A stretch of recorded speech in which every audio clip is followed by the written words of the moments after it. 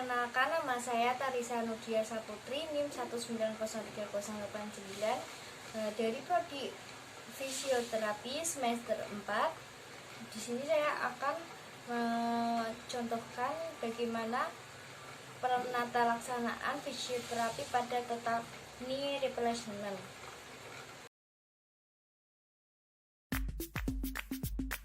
Total knee replacement yang merupakan operasi yang dilakukan dalam rangka mengganti persendian lutut dengan material buatan karena lutut mengalami permasalahan seperti pengapuran, trauma sendi lutut, dan rheumatoid arthritis serta septic arthritis.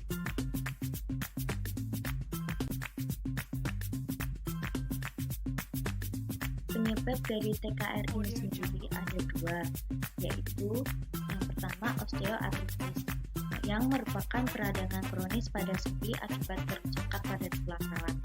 Kondisi ini menyebabkan sendi-sendi terasa sakit, kaku, dan bengkak. Yang kedua ada rheumatoid arthritis yang merupakan penyakit jaring dan penyambung sistemik dan kronis dikarakteristikkan oleh inflamasi dari membran sinovial dari sendi diartrodia. Rasa nyeri pada penderita RA pada bagian sinovial sendi, sarung tendon, dan bursa yang akan mengalami penebalan akibat radang diikuti oleh erosi tulang dan destruksi tulang di sekitar sendi.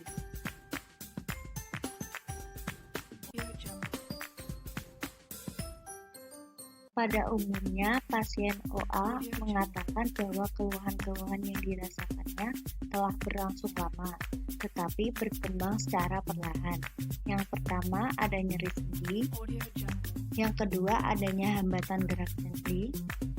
Yang ketiga, rasa kaku pada sendi yang dapat timbul setelah pasien berdiam diri seperti duduk di kursi atau di mobil dalam waktu yang cukup lama, bahkan setelah bangun tidur di pagi hari. Yang keempat, ada pembengkakan pada sendi.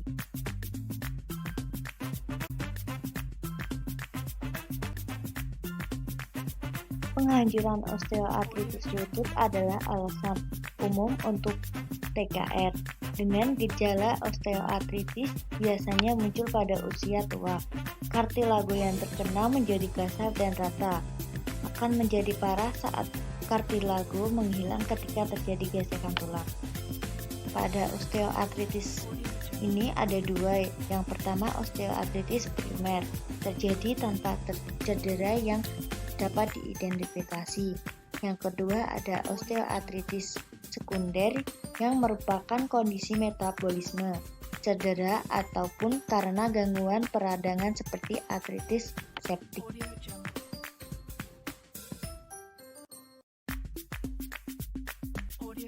Prognosis pada total knee replacement dapat berlangsung dengan hasil yang baik dan juga buruk, tergantung pada ringan dan beratnya gejala klinis yang dialami. Gejala klinis sangat berpengaruh terhadap hasil dari sebuah operasi. Pada pengapuran osteoartritis berat pada usia lanjut, sangat kecil kemungkinan total knee replacement dapat mengembalikan fungsi gerak lutut pada kondisi yang sempurna. Bahkan, ada kemungkinan pula dapat berbuah kegagalan yang berujung pada ketidakmampuan bergerak sama sekali. Perkenalkan, nama saya Tarisa dari Fisioterapis Widya Wisada. Di sini saya akan menemani Bapak kali ini untuk pelaksanaan exercise setelah pasca operasi ya Pak ya. Namanya siapa ya Pak? Namanya Roy. Umurnya 29. Untuk alamat rumahnya Pak? Skobar.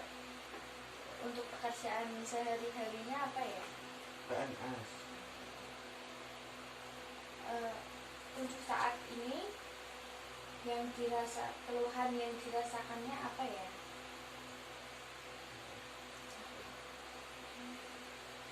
Nyeri.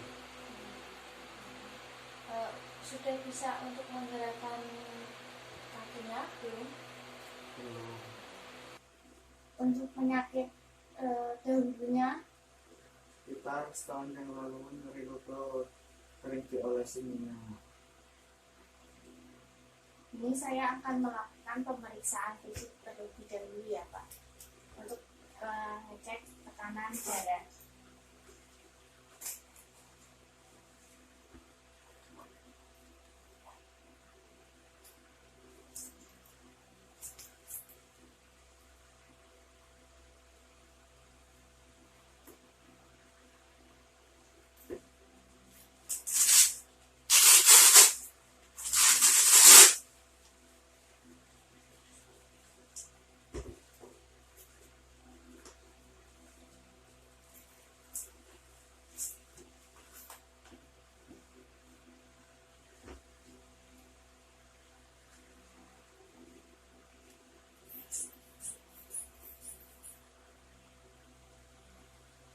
Untuk hasilnya 130/80 ya Pak.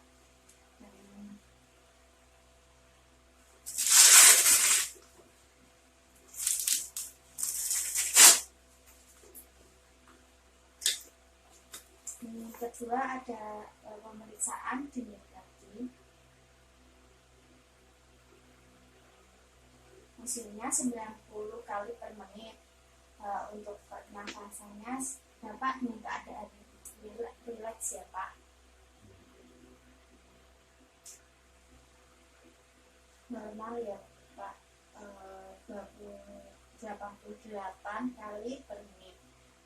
Saya akan juga mengecek suhu tubuh karena saat ini Bapak telah melakukan operasi.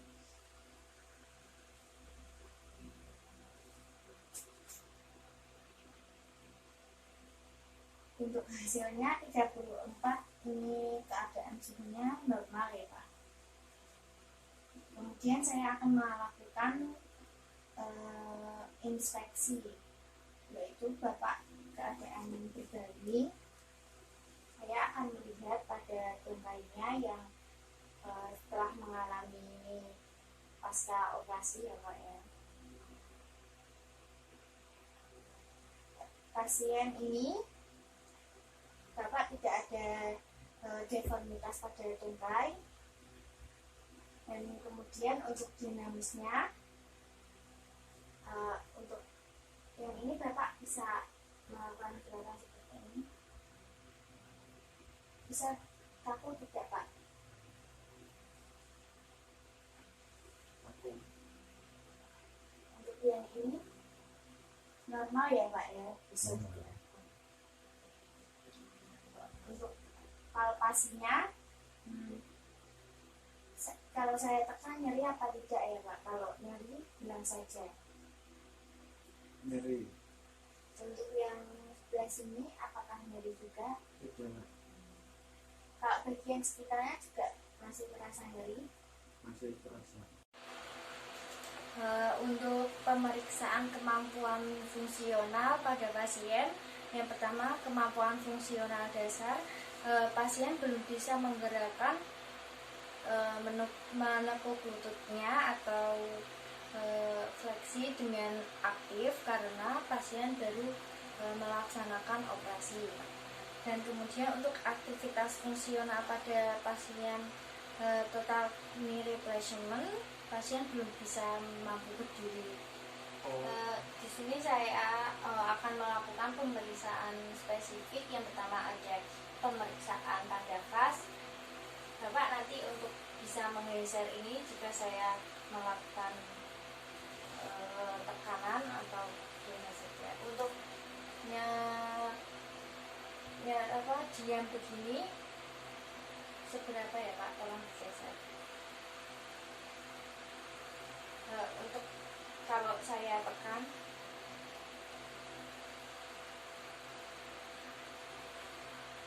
dan kalau saya gerakkan sedikit, hasilnya untuk diam itu ke bawahnya dengan skor skala 2, kemudian untuk nyeri tekan dengan nilai 4, lebih dari nyerinya lebih dari 2, yaitu untuk yang ketiga untuk gerakan dengan hasil nilai 6 ya, dengan alasan nyeri sangat sedang. Yang kedua ada pemeriksaan MMT.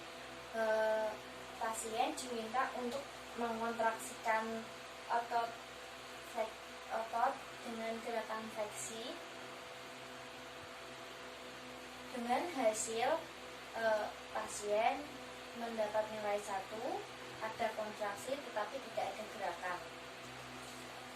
Kemudian ada pemeriksaan lingkup gerak sendi. Yang pertama dilakukan pada kaki yang tidak sakit atau kaki yang sehat terlebih dahulu.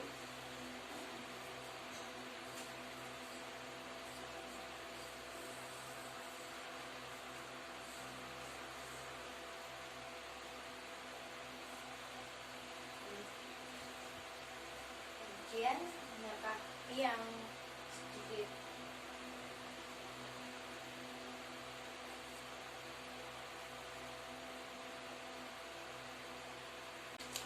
diagnosa dari total knee replacement, yaitu pasien mengalami nyeri pada lutut bagian kanan, kemudian keterbatasan gerak sendi dan penurunan kekuatan otot. Untuk interferensi pada pasien, yang pertama ada POD 0 pasca operasi, akan diaplikasikan CPM bila diperlukan dengan target ROM 0-90 derajat atau sesuai toleransi pada pasien. Untuk minimalnya per hari 8 jam. Kemudian akan dikompres dingin selama 20 menit per jam.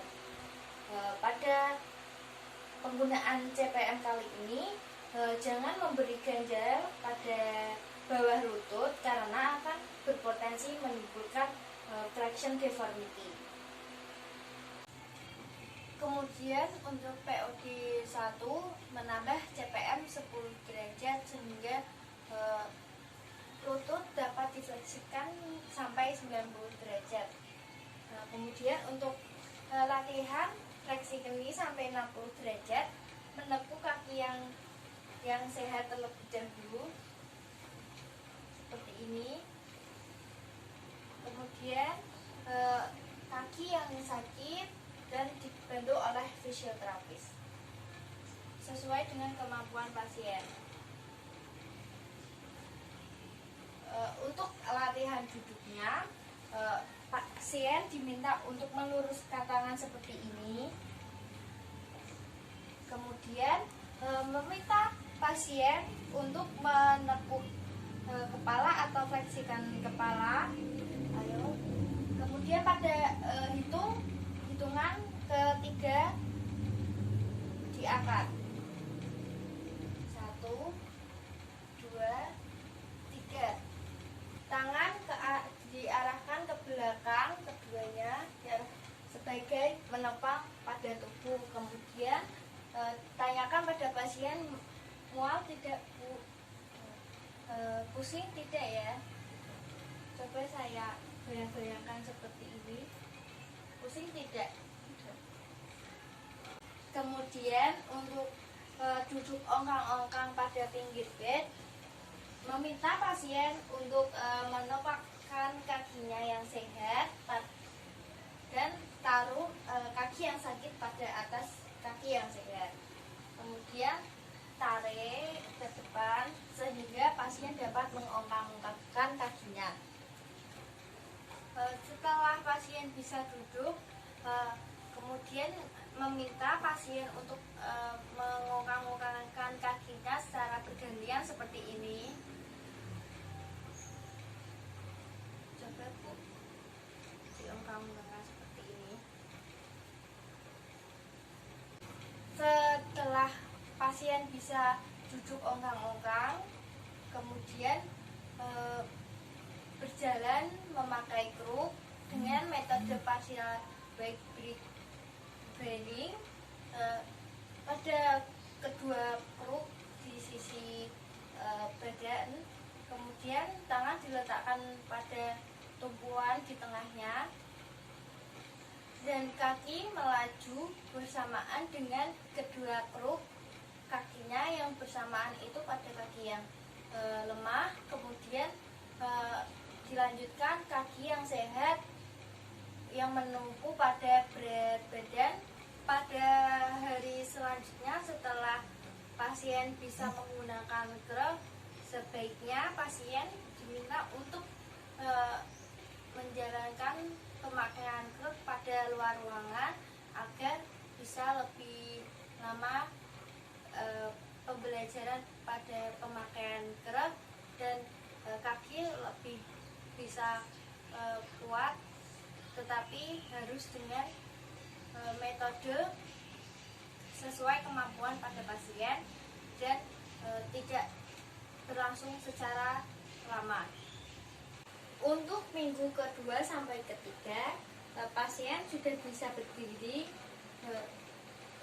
selama 5 menit agar keseimbangan terjaga. Kemudian meminta pasien untuk mengangkat kakinya yang sakit terlebih dahulu seperti ini selama 1 menit. Kemudian dilanjutkan pada kaki yang sehat. Dengan fisioterapis tetap berada di sampingnya dan memegangnya. Coba diangkat ya Bu. Kemudian yang kaki yang sehat,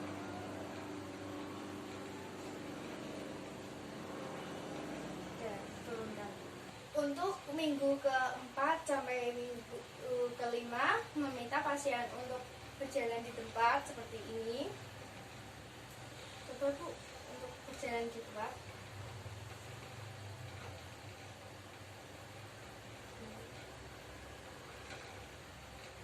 Kemudian meminta pasien untuk menjijit seperti ini agar tujuannya untuk menjaga keseimbangan. Coba untuk menjijit. Kemudian untuk kaki yang sehat terlebih dahulu, kemudian untuk yang kaki yang sakit untuk menjijit bisa. Untuk minggu ke-6 sampai ke-7 meminta pasien untuk mengarahkan kakinya ke depan, terus ke samping, kemudian ke depan lagi. Selanjutnya pakai kaki yang sehat, depan, ke samping, ke depan lagi. Kemudian kaki ke samping kanan, kemudian ke samping kiri ya Bu, ke samping kiri. Kemudian yang sehat,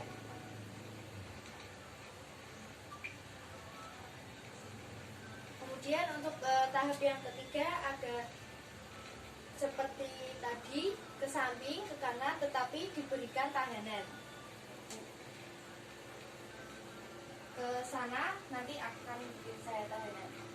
Ke samping kanan. 1, 2, 3. Kemudian ke samping sini. 1, 2, 3. Kemudian pada tahap yang terakhir, minggu ke-7 sampai ke-8, meminta pasien untuk mengangkat kaki yang sehat. Diangkat Bu, diangkat seperti ini. Kemudian goyangkan pasien agar bertujuan untuk menjaga keseimbangan pasien apakah masih tetap terjaga. Kemudian ke depan.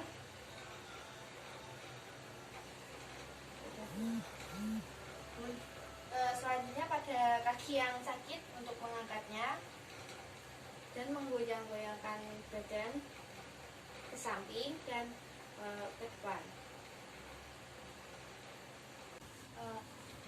Pada edukasi kali ini, setelah post total knee replacement pasien untuk menjaga pola makan terlebih dahulu agar penyembuhan pada pasca operasi cepat, penyembuhannya cepat selesai dan baik. Kemudian pada terapinya pasien diminta untuk melakukan di rumah dengan pendamping keluarga.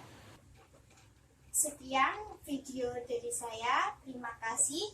Semoga bermanfaat untuk kalian semua. Selamat siang.